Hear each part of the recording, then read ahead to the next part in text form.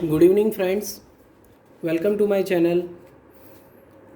I am coming with a new topic, SFRA test of the transformers.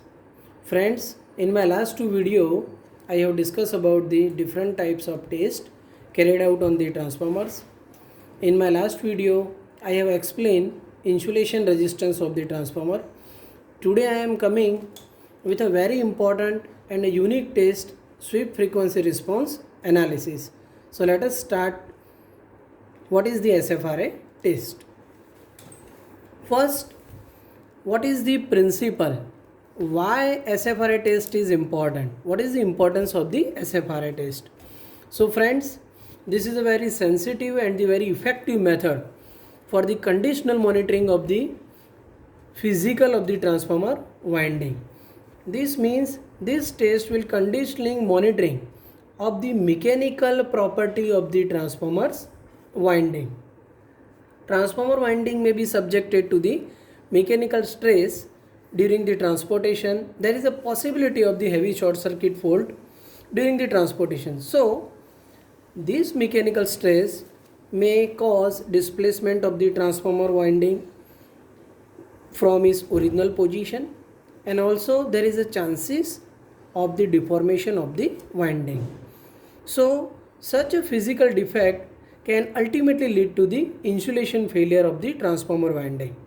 So, sweep frequency response analysis is a very effective and important method of the transformer which can detect the following difficulties of the transformer.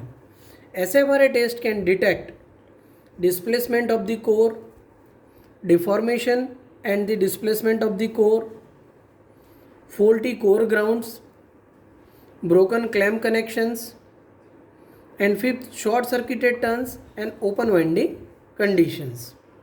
So first we have understood why the SFRA test is important. Second, we have discussed SFRA can detect which type of fault that we have discussed. Now we will try to understand the principle. What is the principle of the SFRA test?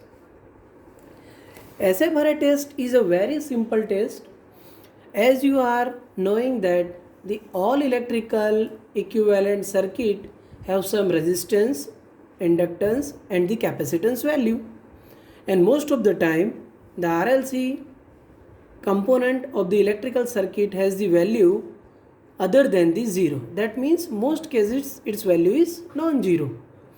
So all electrical equipment can be considered as a complex RLC circuit.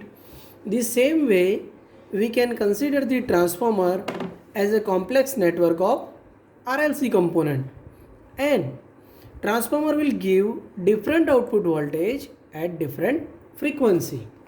So what we have to do, therefore transformer responds to the sweep frequency and produce and unique signature. As in the transformer, each winding turns is separated by the paper insulation. And what is paper insulation? Which is a dielectric. And high voltage winding, low voltage winding themselves have a unique value of L and R, inductance and the resistance, as shown in the figure. Let us understand the equivalent circuit of the transformer. So this is the figure A, which will represent a complex network of RLC circuit, right? Look at here.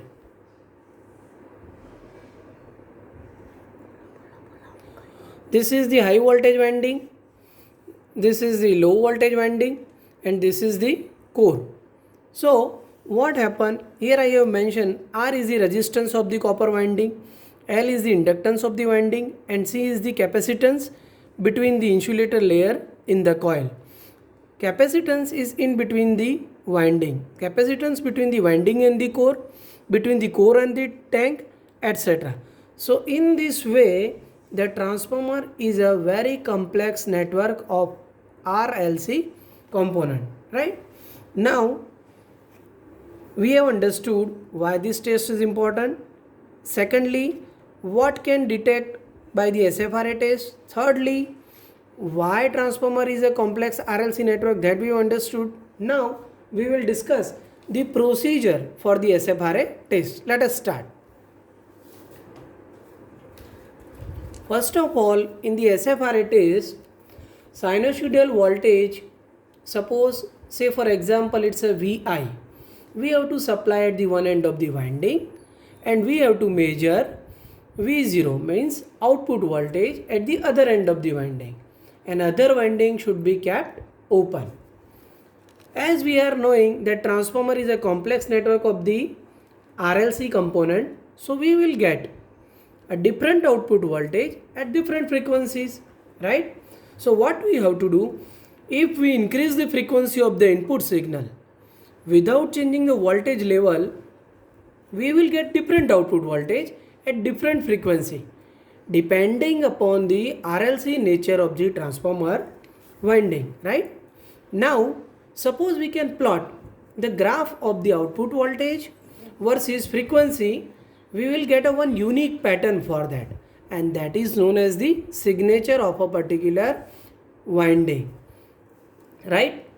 But suppose there is a fault during the transportation, like heavy short circuit fault or any other fault, deformation in the core on the winding, then what happen when we do the sweep frequency response analysis test, we will compare that result with the factory result, and if we observe some deviation in between two graphs, then it means that there is a mechanical displacement or the deformation of the winding. So this way we will compare the two graphs, or you can say a signature. It is a very important test as far as the transformer is concerned. So dear friends, in this video what I have tried to explain you is why SFRA is important. Number one, what SFRA can detect.